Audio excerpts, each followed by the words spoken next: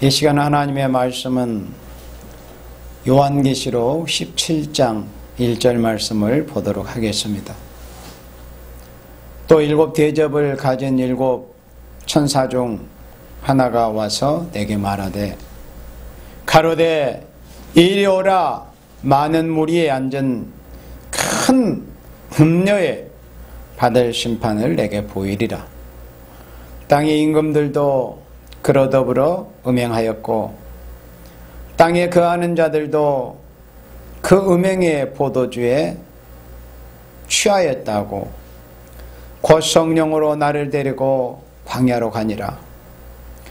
내가 보니 여자가 붉은빛 짐승을 탔는데 그 짐승의 몸에 참남된 이름들이 가득하고 일곱 머리와 열 뿔이 있으며 이렇게 말씀했습니다.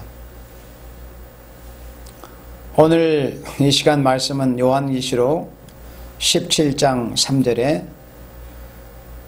성령께서 사도 요한을 데리고 광야로 가서 부어주실 때 여자가 보였는데 그 여자가 그냥 여자가 아니고 붉은빛 짐승을 탄 그 여자의 모습을 보여줬습니다.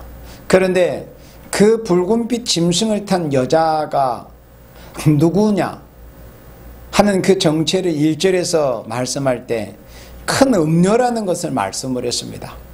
그래서 오늘 이 시간에는 교회가 공산주의와 타협하면 곧 교회가 공산주의를 용납하면 음녀가 된다는 제목의 말씀으로 말씀을 전하고자 합니다. 교회가 달리 음녀가 되는 것이 아니고 하나님이 없다고 하는 무신론 사상과 또 정권인 공산주의를 용납하면 음녀가 됩니다. 물론 세상에 이방의 여러 가지 것들을 용납하면 그 또한 음녀입니다. 신랑 되시는 예수님 외에 다른 것을 신랑보다 더 위하고 사랑하고 애지중지하고 사모하고 하는 그 모든 것들이 사실은 영적으로 음녀이죠. 그런데 요한계시록 17장에서 예수님께서 사도 요한을 통해서 가르치신 이 음녀가 어떤 모습이냐 하는 것을 성경에서 이렇게 말씀할 때 우리는 어떤 다른 것을 들어서 말씀하는 것이 아니고 성경에서 말씀하신 음녀의 모습이 어떠한가, 성경에서 말씀하는 음녀가 어떤 모습인가 하는 것을 여기 요한계시록 17장에서 볼 수 있습니다. 성경에서 예수님께서 말씀하시는 그 음녀의 모습, 그 음녀의 모습은 다른 게 아닙니다. 음녀를 여러 가지 것으로 표현을 할 수 있겠지만은 요한계시록 17장 3절에서는 이렇게 한 줄에 간단하게 요약이 되었지만은 이 말씀 안에 음녀가 무엇인가 하는 것을 분명하고 확실하게 알 수 있습니다. 그것은 여자가 붉은빛 짐승을 타면은 음녀가 된다는 것입니다.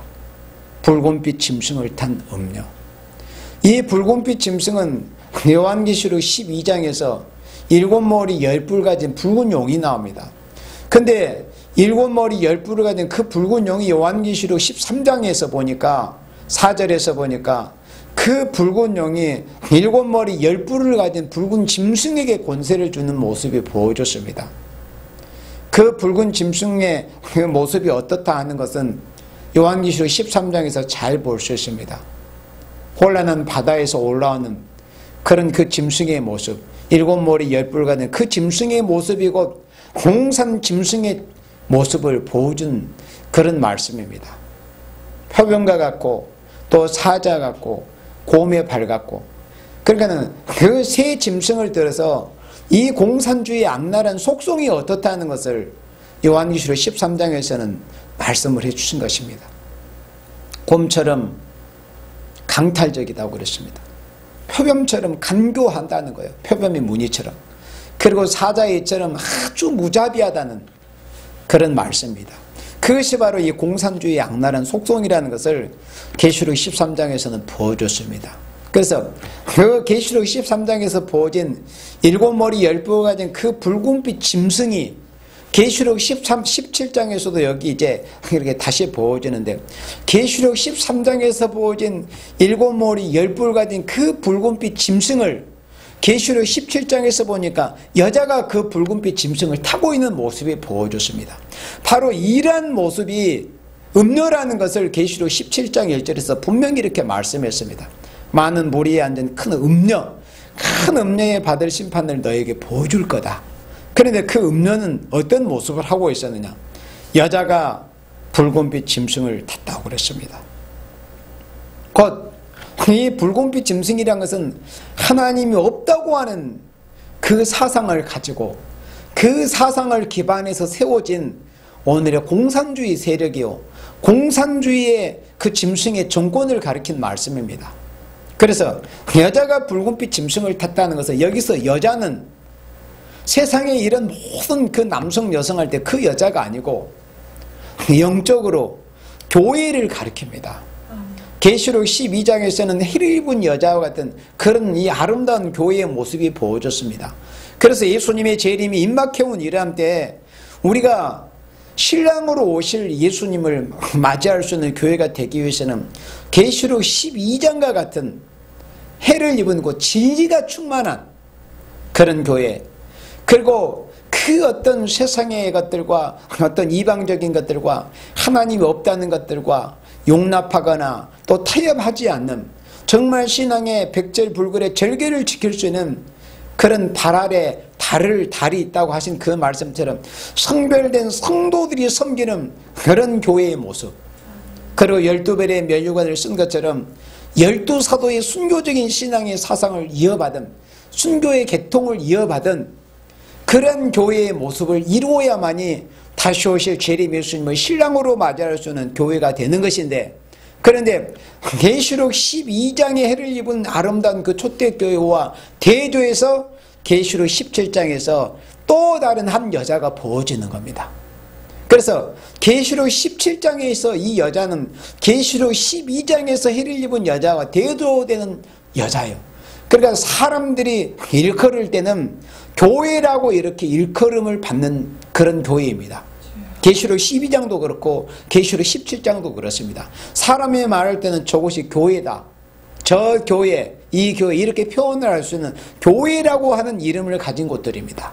그렇지만은 계시록 17장에서 이 여자는 붉은빛 짐승을 탔다는 이 말씀을 보면은 바로 하나님이 없다고 하는 무신론 사상을 가진 이 공산주의 사상을 용납하고 공산 정권과 어떻게 타협하고 저들의 용납해서 어떻게 하는 말로 평안이 좋은 세상이니 지상낙원이니 이런 것을, 그러니까 말로는 수식하는 말로는 얼마나 아름다운 여러 가지 미사여구를 총동을 해서 그렇게 말하는 아름다운 세상을 그렇게 꿈꾸고 말한다고 하지만은 결국은 계시록 13장과 같이 이 세상이 짐승이 이 세상을 통치하는 그런 세상을 이루고자 그렇게 목적하는 것이 바로 이 붉은 공산 이 사상을 가진 자들인데, 저들과 타협하고 그들의 사상을 용납한다?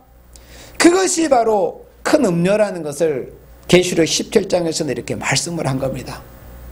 음녀가 다른 게 아닙니다. 여러분들 계시록 19장 2절 말씀을 보면은 이 음녀의 심판을 받는 것이 나옵니다. 물론 계시록 17장 이제 마지막 부분에서 이 짐승이 음녀를 앞세워서 이 세상을 공산하고 적하고 짐승의 세상을 한번 만들어 보려고 했지만은 그 짐승의 그런 계획이 실패하자 결국은 홧김에 원자핵불로 이 지구 세상의 모든 음녀를 확 다 불로 살라버린 모습이 계시록 17장 마지막 부분에 나옵니다. 그런데 그것은 결국에는 하나님께서 그렇게 하도록 하셨던 것을 알 수 있는데, 여기 계시록 19장 2절에서 그의 심판은 참되고 의로운지라. 그러니까 짐승의 세력을 들어서 음녀화된 교회를 먼저 하나님이 심판해버리고 음녀화된 세상을 심판해버리는 것이 하나님의 심판입니다. 하나님보다도 신랑 되실 예수님보다도 더 유의하고 사랑하고 사모했던 그런 음녀들에게 대해서 하나님께서 이 북방 짐승의 세력을 몽둥이로 들어서 심판의 도구로 들어서 음녀화된 교회와 바벨에 된 세상을 심판하시겠다는 것이 하나님의 경륜입니다. 그래서 여기 계시록 19장 2절에서 그의 심판은 참되고 의로운지라 이렇게 말씀했습니다. 계시록 17장 마지막 부분에 짐승을 들어서 음료를 불에 살르는 모습이 나옵니다. 하나님이 그렇게 하도록 하셨던 겁니다. 그의 심판은 참되고 의로운지라. 음행으로 땅을 더럽게 하는 큰 음료. 그러면 음행으로 땅을 더럽게 하는 큰 음료의 모습이 어떠했습니까? 아까 계시록 17장 3절에서 그 여자가 붉은빛 짐승을 탔던 거예요. 그 붉은빛 짐승을 탄 모습 그 자체가 바로 음행입니다. 영적인 음행. 다른 게 아니요. 이 영적인 음행이 뭡니까? 신랑 되시는 예수님, 또 우리가 온전히 한 분 하나님 여호와 하나님만을 경외하고 사랑하고 경배해야 되는데 다른 것들에게 허탄한 우상을 경배하고 또 위하고 음란하게 섬기고 이런 것들이 바로 음행이고 우상 아닙니까? 그런데 그것은 붉은빛 짐승을 탄 모습이 바로 음행이라는 것을 계시록 17장 3절에서 말씀을 했어요. 곧 하나님이 없다고 하는 무시로운 사상, 하나님은 없고 물질이 신이다, 물질이 근원이고 물질이 모든 것이라고 하는 유물적 사상을 받아들이고 용납하는 이 모든 모습들이 바로 음녀의 모습, 음행이라는 것을 계시록 17장 3절에서 분명히 성경에서 말씀했습니다. 음녀는 다른 게 아닙니다. 우리가 여러 가지 것으로 표현하고 말할 수 있지만 붉은빛 짐승을 타면 음녀가 되는 것입니다. 붉은빛 짐승, 하나님이 없다는 이 사상을 가진 붉은 공산주의 사상, 무신론 사상, 유물론 사상을 용납하면은 그 자체가 벌써 음행이 되는 겁니다. 음행하면 음녀가 되는 것이죠. 그러면 음행에서 음녀가 되면 어떻게 되는 것입니까? 계시록 19장 2절에서 심판받는다고 그랬습니다. 그의 심판은 참되고 의롭다고 했습니다.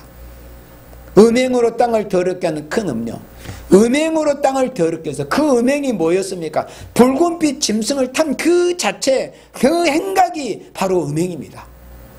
붉은 공산 사상을 용납하거나 저들과 조금이라도 친하게 지내보려고 하거나 저들의 어떤 회기업, 무력 위협이 두려워서 무서워서 저들에게 굴복하고 비굴하게 말은 협상이 태엽이니 이렇게 하지만 사실 그것이 비굴이고 굴종 아니고 항복 아닙니까?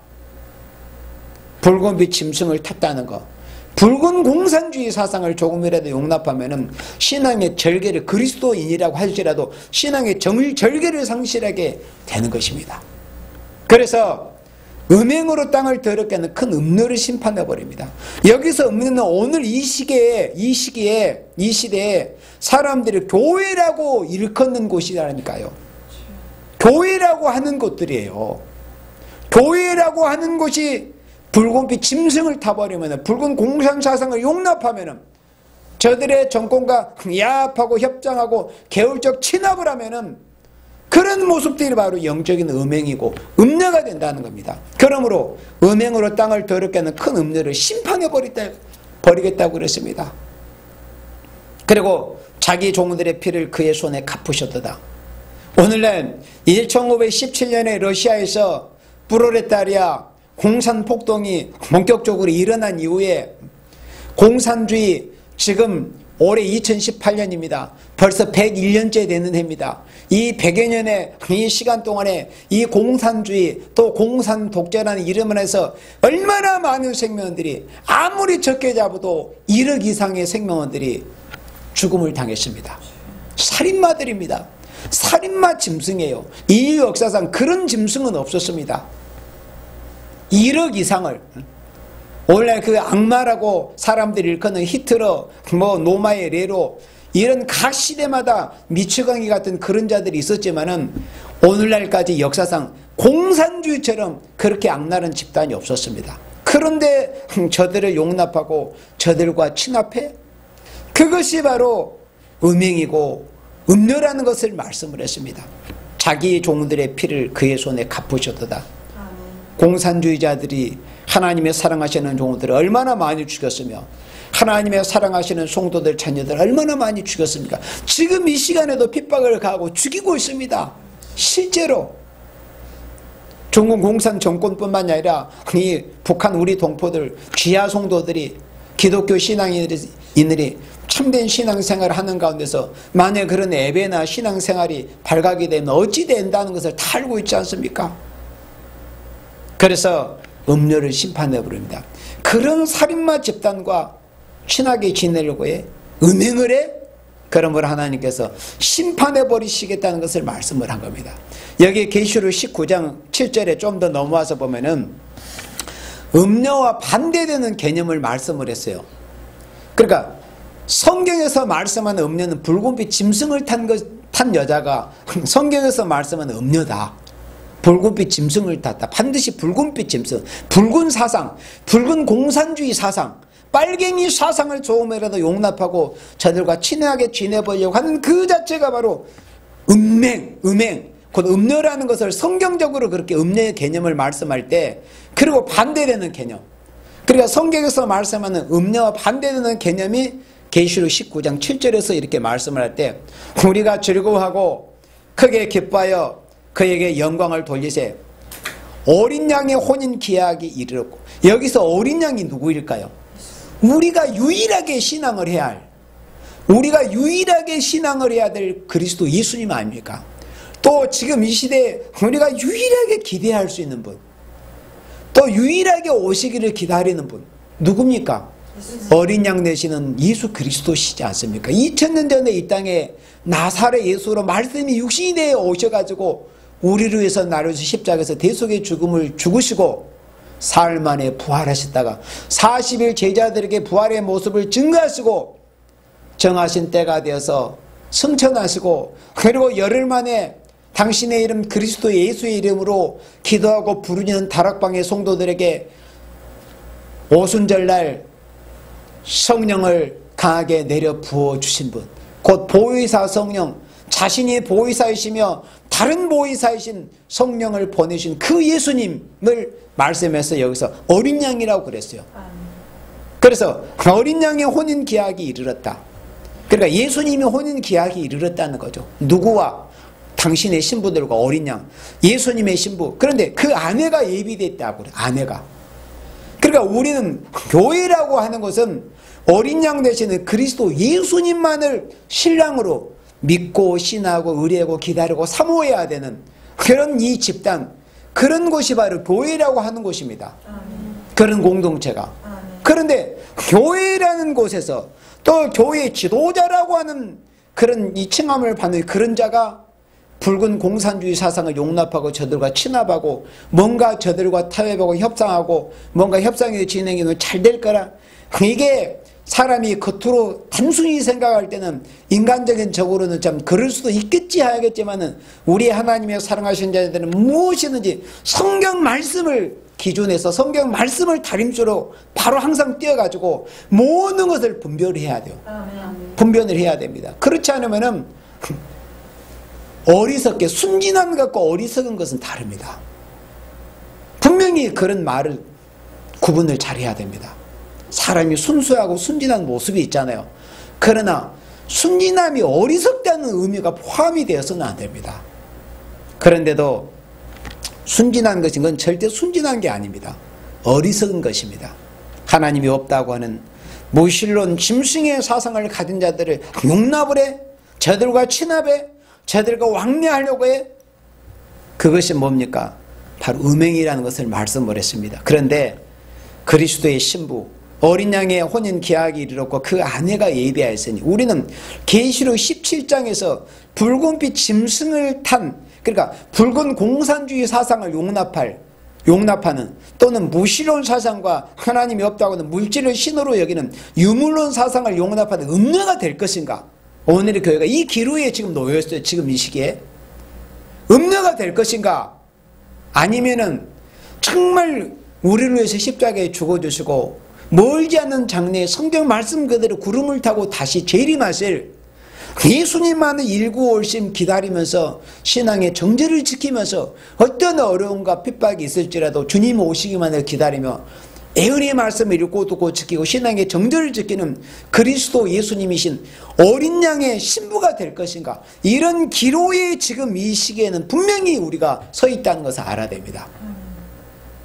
열왕기상에서 보여진 말씀, 열왕기상 18장에서 엘리야의 그 요청대로 너희가 여호와 하나님을 섬기든지 아니면 바알한테 굴복하든지 둘 중에 하나를 분명히 선택을 해라.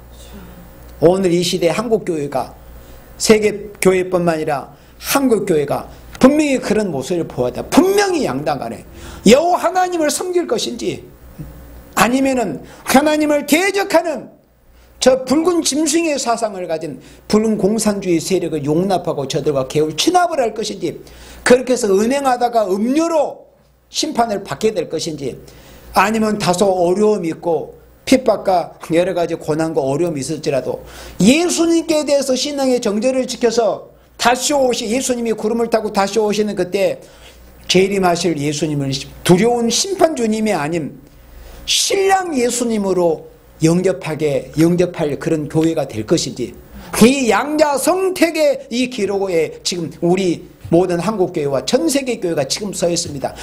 그 선택은 누구도 피할 수 없습니다. 지금 딱 두 길밖에 없습니다. 살 길, 죽을 길, 복받을 길, 화받을 길. 예수님 앞에 신앙의 정절을 지켜서 그리스도 예수님의 아름다운 신부가 될 것인지, 아니면은 북방의 핵과 무력의 위협이 두려워서 저들과 적당히 계열적으로 친합하고 타협하다가 음행에서 음녀가 돼서 하나님의 심판의 대상자가 될 것인지 분명히 하라는 것입니다. 그리고 8절에 그에게 허락하사 빛나고 깨끗한 세마포를 입게 하셨은즉, 예수님을 신부로 맞이할 그리스도의 아름다운 신부의 모습들입니다. 그런데 즉 이 세마포는 성도들의 옳은 행실이로다 그랬습니다. 간간히 증거하지만은 어떤 집단에서는 여기서 이 신부를 뭐 한 여자 이렇게 사람들을 미혹하지만은 분명히 이렇게 말씀할 때 이 세마포는 성도들의 옳은 행실이라고 그랬습니다. 한 사람, 한 인물, 뭐 한 여자를 말씀한 게 아닙니다. 예수님을 신부로 맞이할, 그러니까 자신이 그리스도의 신부가 돼서 예수님을 신랑으로 맞이할 모든 그리스도의 아름다운 신부들을 말씀해서 그 아내가 예비되었다, 이렇게 말씀을 한 거예요. 이 세마포는 성도들의 옳은 행실이라고 그랬잖아요. 분명히 복수예요. 성도들의 옳은 행실. 그래서 지금 이 시기는 이 계시록 19장 7절로 8절 말씀처럼 어린 양이 혼인잔치에 창화를 받아서 영광스러운 그 자리에 참여할 그리스도의 신부된 교회가 될 것인가, 아니면 계시록 17장처럼 세상에 세류에 휩쓸려 가지고 어떤 세상적인 위협에 굴복해서 적당히 마치 일제 때 신사참배 온갖 명목과 핑계 변명을 앞세워서 그것은 어떤 종교 행사가 아니고 어떤 국가적인 행사라는 것을 변명거리로 삼아서 신사참배에 그렇게 굴복하고 머리를 숙였던 것처럼 붉은 공산 세력과 적당히 타협하고 걔들과 계율 친합을 하다가 하나님 앞에 음료로 취급을 받아서 심판을 받을 것인지, 아니면 정절을 지켜서 계시록 19장 7절로 8절처럼 정말 이 예수님이 어린 양 예수님께서 신랑으로 오시는 그때 혼인잔치에 참여하게 될 아름다운 신부가 될 교회가 될 것인지, 양당 간에 분명히 선택을 해야 될 지금 이 시기이다 하는 말씀입니다. 요즘 오늘날 교회나 또 이 나라를 걱정하는 생명들은 시간은 한 2달 이상 지났습니다. 그런데 지난 10월 2일 날 여러분들도 아시는 그 신동아라는 잡지 있잖아요. 올간 신동아하고 이제 10월 1일 날 그 여의도 순복음교회 이영훈 목사가 인터뷰를 했어요. 그 인터뷰 내용이 이제 많이 문제가 돼가지고 요즘 이슈가 많이 되고 그 이영훈 목사를 성토하는 이런 일들이 지금 많이 있잖아요. 근데 그 인터뷰 내용을 읽어보면은 우리는 어떤 다른 한 인물을 비난하거나 이런 게 아니라 이 성경 말씀에 입각해서 과연 그런 인터뷰 내용이 또 그 사람이 어떤 이 소위와 사상이나 이런 생각들이 하나님의 말씀에 합당한 건가, 부합한 건가, 이걸 우리가 분명히 알 수 있고, 이런 것에 대해서 우리가 바로 말을 할 수 있는 거죠. 올간 신동아하고 인터뷰할 때 이영훈 목사가 이 김정은이가 답방을 하면은 환영을 해야 된다. 그래, 요즘도 문재인이 쌍수 들어서 다 환영할 거야. 누가 쌍수 들어서 환영합니까? 어리석은 인간들이나 쌍수 들어서 환영을 할지는 모르지만은 이 시대에 적어도 바른 신앙을 가졌거나 그리고 바른 지각과 사상을 가진 사람은 쌍수대로 환영하겠습니까? 돌 들어서 치지 않으면 다 이기겠죠. 그런데 하나님의 종이라는 사람이 김정은이가 답당하면은 국가적 예우 차원에서 환영해야 된다. 그 이유를 말할 때 문재인도 북한에서 환영을 받았으니까 우리도 환영해야 된다 그랬습니다. 문재인은 환영받을 수 있을지 모르죠. 왜냐? 역대 좌파 정권의 그런 행각을 보면은 이 북한 정권이 얼마나 많은 천문학적인 돈을 갖다 지원하고 갖다 퍼주겠습니까? 마치 조경받듯이.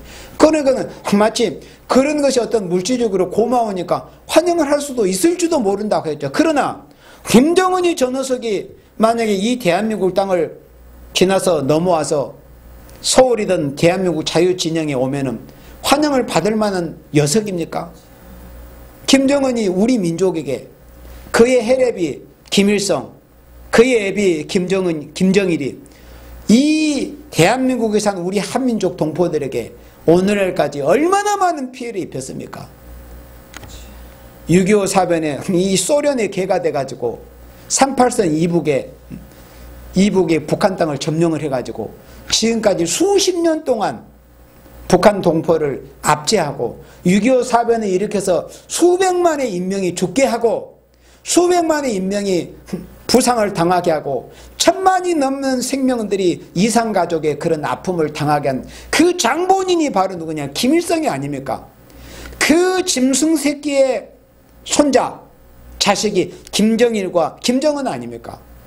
그런데 아니 뭔가 누가 온다고 하면은 뭔가 그에 대해서 그 방문객에 대해서 일말에 조금이라도 환영할 만한 뭐가 있어야 환영을 할 거 아닙니까? 안 그렇습니까? 그런데 김정은이 답방하면은 국가적 예우찬에서 환영해야 된다? 문재인이도 그렇게 환영을 받았으니까 그거는 다릅니다. 동족 학살범입니다. 살인마입니다. 지금도 이 북한 지역에 10곳이 넘는 그런 수용소를 만들어가지고 얼마나 많은 사람들을 탄압하고 특별히 우리 기독교인들에 대해서 가하는 그 압박과 학제 그거는 말할 수 없잖아요. 그런 녀석을 환영을 해. 전 세계 최고의 인권 탄압 집단입니다. 그냥 국가도 아닙니다. 그냥 마귀 집단인 것뿐이요. 마귀 집단의 그러니까 조직폭력배의 우두머리를 뭐 자기 진영에 자기 구역에 온다고 해서 환영하고 쌍수들어 환영을 해. 이게 정상적인 이 사고와 이 정신을 가진 인간들의 모습입니까 여러분들? 그게 정상적입니까? 새정신으로 하는 겁니까? 그래서 어떤 우리가 인격적으로 비난하는 것도 아니고 어떤 뭐 진영 논리로 하는 것도 아니고 우리 하나님의 사람들, 하나님의 종들, 하나님의 교들 성경 말씀에서 과연 저 사람이 또 저 종이라 목사라 일컬음을 받는 사람이 성경 말씀에서 바로 하고 있는가?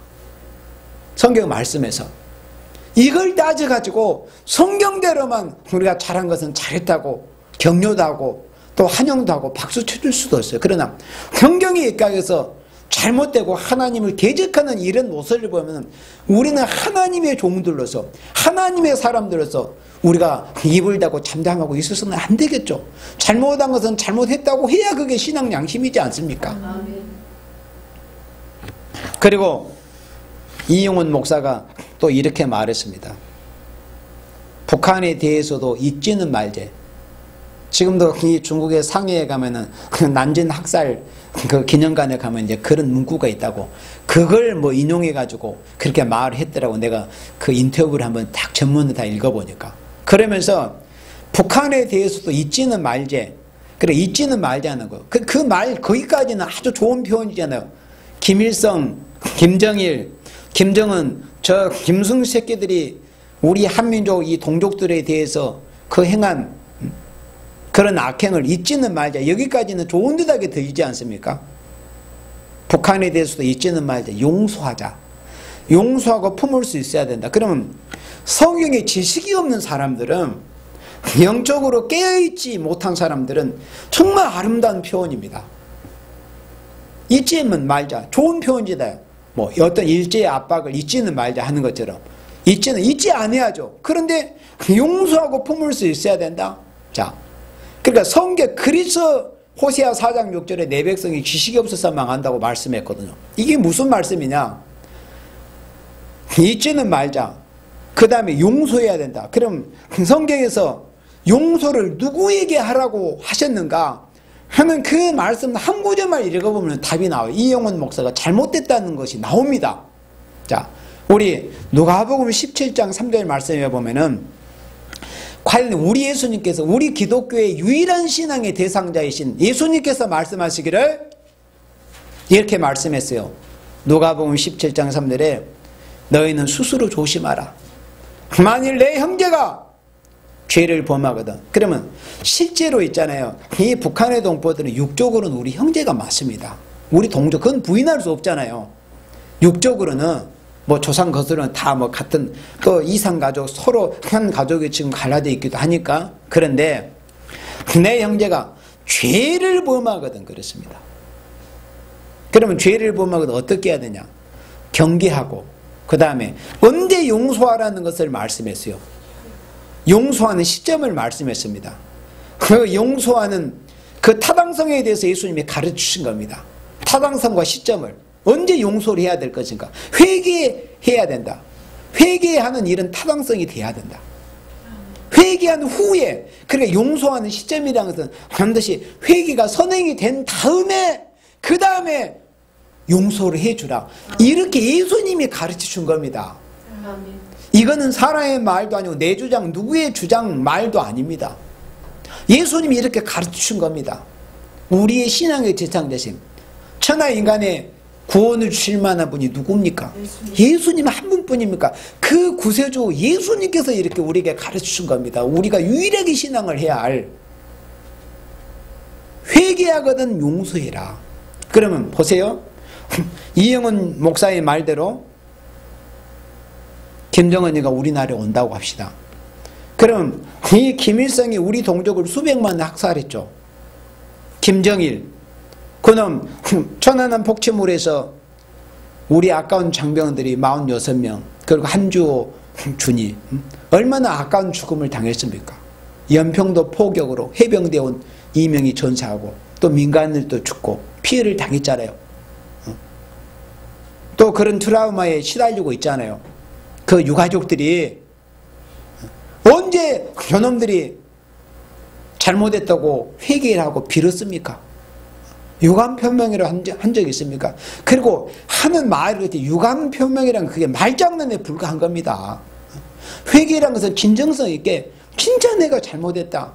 그 사람이 보면 알잖아요. 저 사람이 진짜 눈시울이 붉어져 가지고 진짜로 잘못한 그런 회개하는 마음으로 자신을 뉘우치는 마음으로 하는 것인가, 아니면 형식적으로 가식적으로 말장난 하려고 하는 것인가, 무슨 유감이라는 것을 표명해 가지고 언제 그런 적이 있습니까? 회개한 적 없습니다. 그러면 김일성, 김정일, 김정은 이 3대 이 짐승이 언제 회개를 했어요? 만약에 저들이 예수님께서 말씀하신 대로 회개했다면은 저 역시도 용서해야 됩니다. 여러분들 우리가 다 용서해야 돼요. 그의 편안함 유족들도 용서해야 됩니다. 예수님이 하라고 했죠. 회개하면 용서해 주라고 했잖아요. 그런데 언제 김일성, 김정일, 김정은 저 짐승 새끼들이 회개하고 뭐 사과하고 뉘우친 적이 있었냐? 그거 없었잖아요. 그래 누구를 용서하고 누구를 환영합니까? 그러면 예수님의 말씀이 진리고 생명의 말씀입니까? 아니면 이영훈 목사가 바른 말을 한 겁니까? 둘 중 하나는 가짜잖아요. 그렇잖아요.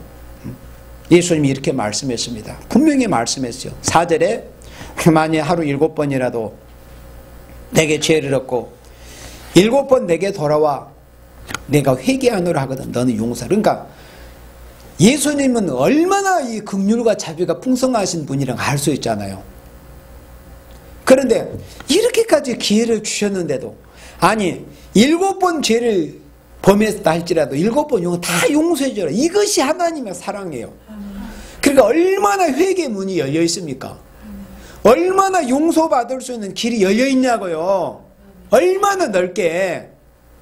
마태복음 7장 14절의 말씀처럼 그 길이 뭐 생명의 길로 좋고 협착한 겁니까? 회개의 문은 활짝 열어졌고, 여기서 7번이라는 것은 단지 수치적으로 뭐 6, 7 이런 게 숫자 나열이 아니고 얼마든지 그 횟수에 상관이 없이, 설령 뭐 가정에서 100번 죄를 범하고 진짜 잘못했다 그럼 용서해 주라는 거. 그러니까 이렇게 문이 열려있는데도 언제 진정서에 단 한 번이라도 잘못했다는 것에 대해서 이 민족의 고통을 가하고 우리 동족들을 수백만을 학살시키고, 그리고 90년대 말기에 300만 명이 와사했다고 하지 않습니까?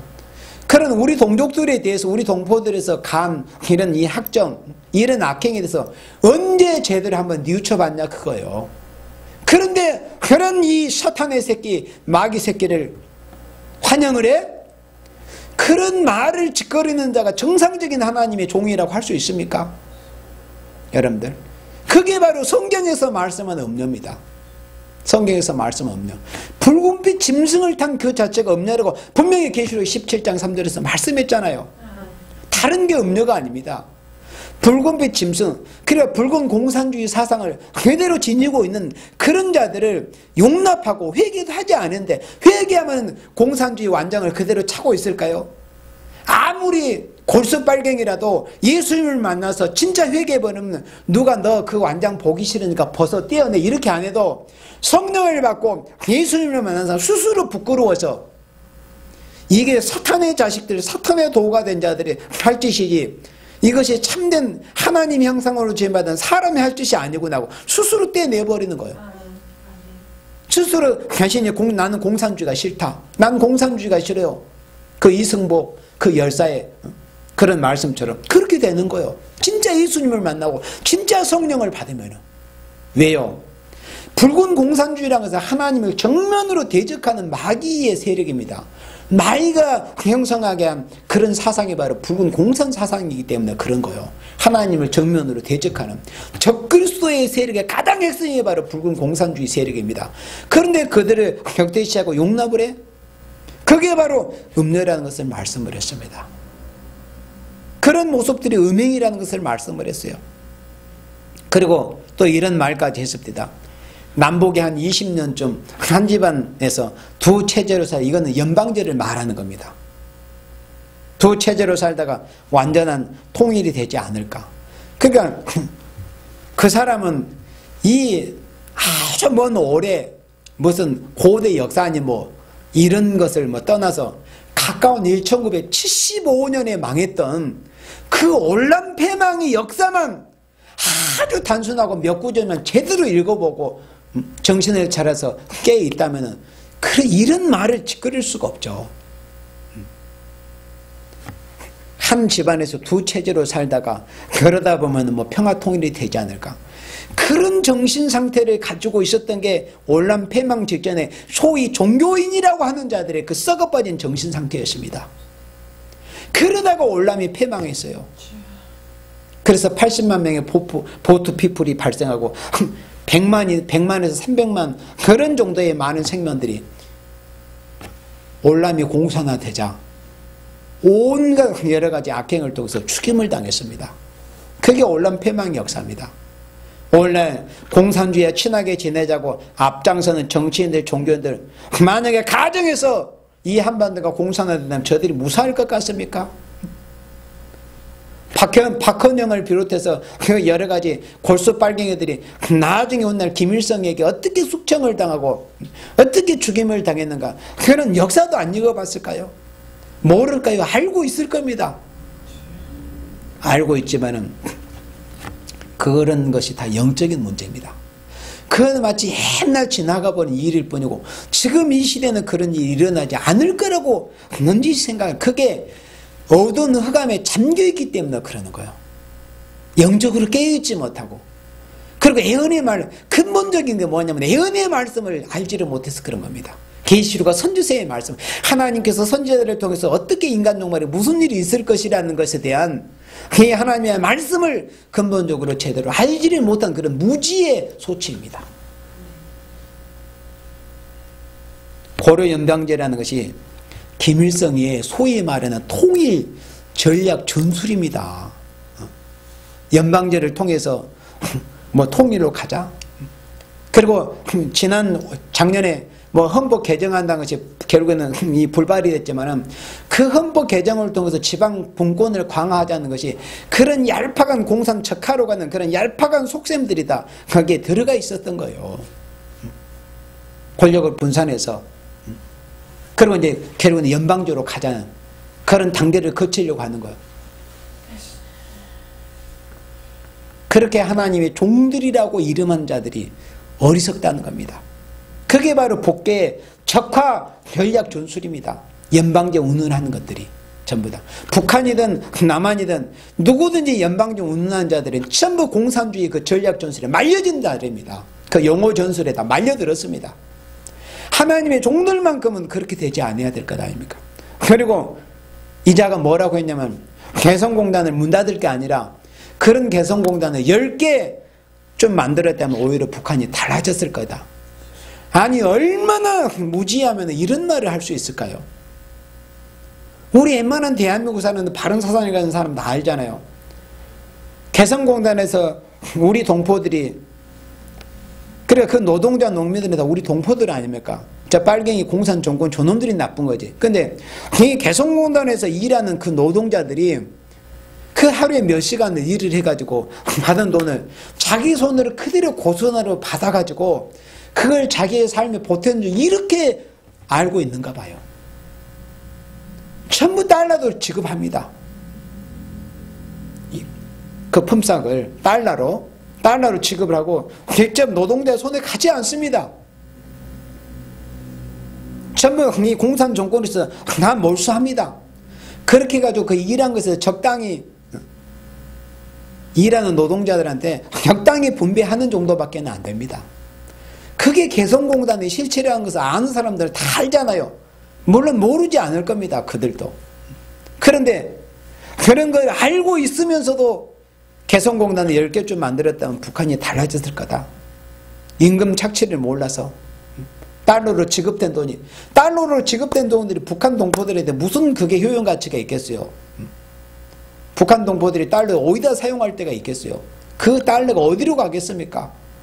북한 짐승의 정권을 유지하는데 핵을 개발하고 외국에서 호화 사치품을 수입해드리고 비싼 양주를 사드리고 이런 데다 쓰여지는 게 아닙니까?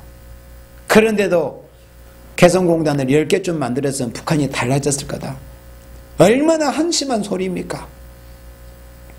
그리고 북한에는 김일성이가 살아있을 때 지가 뭐 일을 하는 그 집무실이라는 이름으로 이제 주석궁이라는 것을 만들었었어요. 근데 김일성이가 죽어가지고 김정일이 금수산 기념궁전이라고 이름을 바꿔가지고 이제 했어요. 그래서 말이 뭐 금수산 기념궁전, 또 김정은 이제 김정일이가 죽으니까 김정은 저 녀석이 금수산 태양궁전이라고 이름을 또 바꿨네. 이름을 이제 2차례 바꿨어. 근데 그게 뭐냐면은 원래 주석궁이라는 이름을 붙인 자의 궁이라는 것은 왕들이 사는 곳 아닙니까? 그렇잖아요. 그래 실상은 지가 스스로 왕이 된 거예요.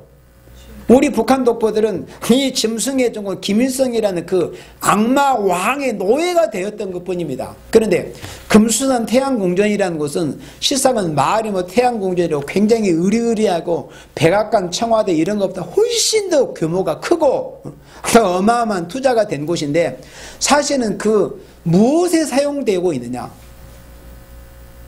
죽은 썩은 방부제 처리한 미이라 보관 창고에 불과한 것이 바로 금수산 태양궁전이에요. 미이라 보관 창고입니다. 무슨 태양궁전은 태양궁전. 생명이 없는 그 영혼은 이미 음부로 떨어져서 얼마나 고통을 지금 받고 있겠습니까? 그런데 다 내장 빼내고 겉만 그렇게 러시아 기술자들 불러다가 어마어마한 돈을 지불해 가면서 방부 처리해가지고 미이라로 만들어 놓은 겁니다. 그리고 말 들어보니까 한 2개 정도 더 만들어 놨다고 하는데, 그쵸? 그러니까 지 죽을 자리라면 만들어 놨는 거 봐요.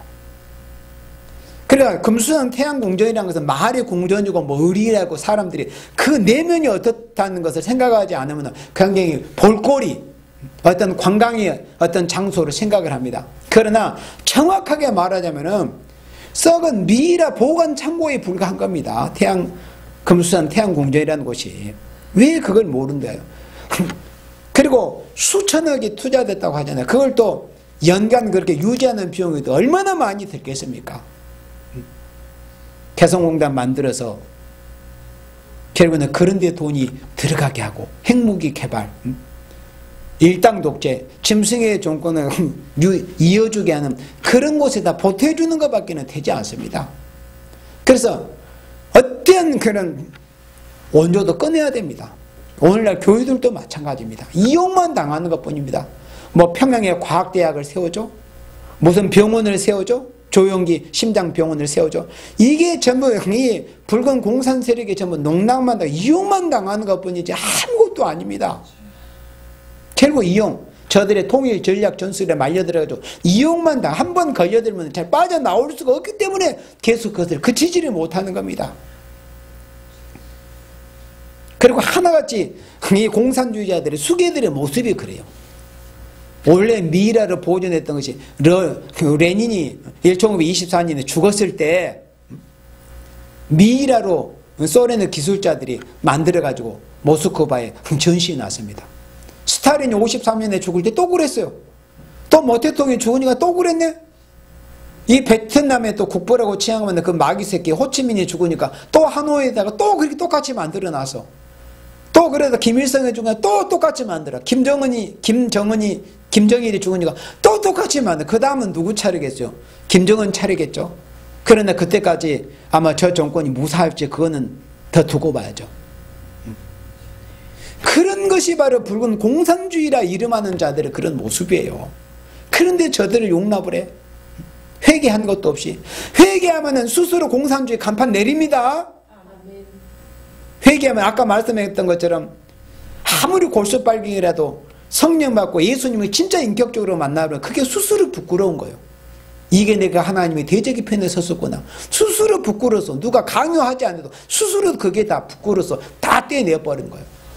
그게 거듭남이라고 하는 것입니다. 언제 저들이 회개하고 사과했습니까? 회개하지 않는 붉은 공산 세력을 용납을 하고 쌍수대로 환영을 해. 그런 말을 한 자들이 바로 음녀들입니다. 음녀의 심판이 어떻게 된다고 아까 보았죠? 계시록 17장 마지막 부분, 또 계시록 19장 2절에서 큰 음녀를 다 심판해버립니다. 음녀는 붉은빛 짐승을 탄, 그러니까 붉은 공산주의 사상을 용납한 게 다 음녀입니다. 우리 결론적으로 고린도후서 6장 15절 말씀을 보도록 하겠습니다. 고린도후서 6장 15절에 그리스도와 벨리알이 어찌 조화되며, 보세요. 우리 예수님은 그리스도와 이 벨리알은 우상, 이 악마 아닙니까? 그러니까 우리의 신앙의 대상자이고 창조주시고 다시 오실 재림 예수님이신 이 그리스도와 이 악마의 왕인, 이 귀신의 왕이 하나 우상단지에 불과한, 이 헛개비에 불과한 이 우상인 벨리알과 어찌 조화가 되겠어요? 김일성, 김정일, 김정은은 이 벨리알에 해당이 되는 놈들입니다. 그런데 이방인들이 그랬다고 하면 지식이 없으니까, 사상도 없으니까, 뭐 사회에 대한 어떤 불평, 불만 때문에 그랬다고 볼 수는 있어. 이방인이 만약에 그랬다면. 그러나 하나님의 백성들이, 또 그것도 교회의 지도적인 위치에 있는 사람들이 만약에 그런 말을 했다. 그건 지식이 없든지 아니면 악마의 이미 도구가 되었든지 그런 겁니다. 그리스도와 벨리알이 어찌 조화되며 믿는 자와 믿지 않는 자가 어찌 상관하며, 믿는 자의 지도자들이 누굽니까? 오늘날 교회 목회자들 아닙니까? 목사 아닙니까? 그런데 믿는 자, 믿지 않는 자가 어찌 다 상관하지 말라는 거예요. 싸우라는 거죠. 신앙의 절개를 지키면서. 16절에 하나님의 성전과 우상이 어찌 일치가 되려? 하나님의 성전과 우상. 전 세계에 있어서 지금 이 현존한 이 세계에서 각 나라와 민족마다 나름대로의 다 어떤 우상을 섬기는 그런 민족이나 나라에도 우상들은 다 있습니다. 그런데 저 북한의 이 북한 땅덩어리에 수만 개 이상, 전에는 2만 개 이상 말하고 3만 개 이상 말인데, 전에는 김일성이의 그 헛개비 동상만 세워져 있었는데, 지금 이제 거기다가 우리 북한 동포들이 그 짐이 하나가 더 늘었어요. 김정일이가 죽고 나니까 그 혼자 하나가 서 있던 김일성 그 우상 옆에다가 이제는 김정일 우상까지 하나 더해서 지금 세우고 있는 이런 행패. 그리고 각 지방마다 서로 그렇게 경쟁해서 김정일 우상을 하나 거기다 더 보태려고 아주 우리 북한 동포들이 더 허리가 더 휘게 됐어요.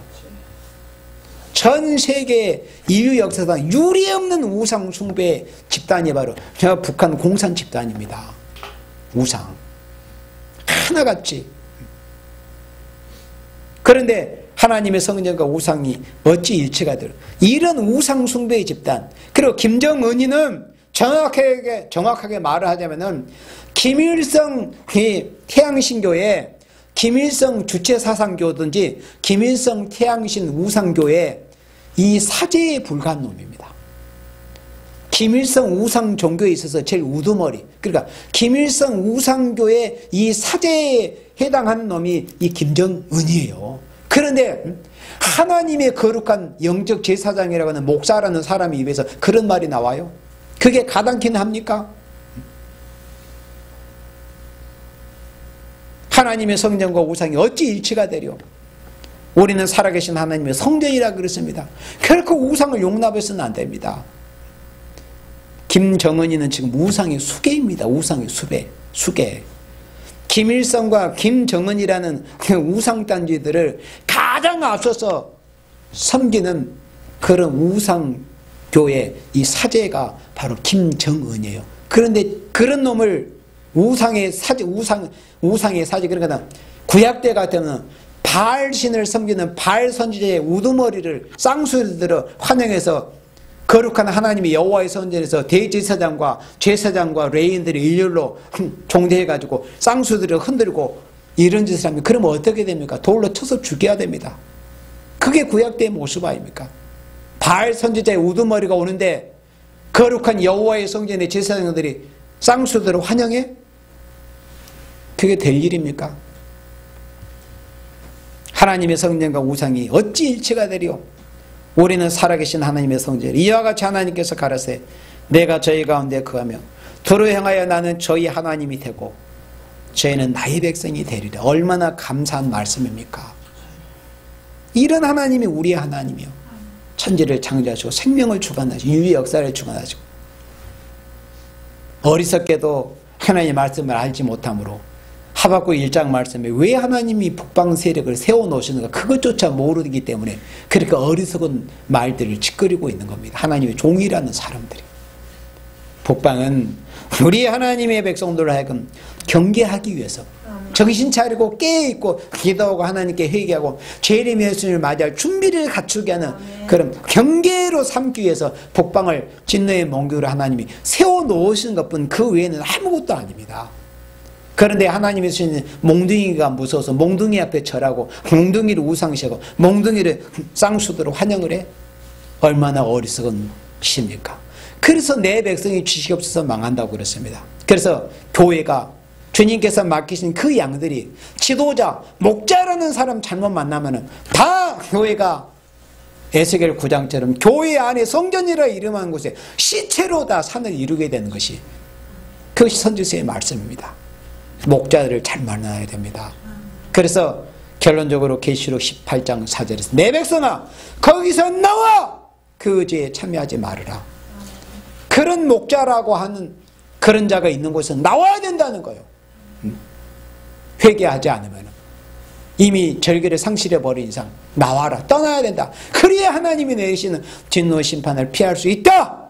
내 백성아 거기서 나와. 택한 백성들은 다 나오게 될 것입니다. 아멘.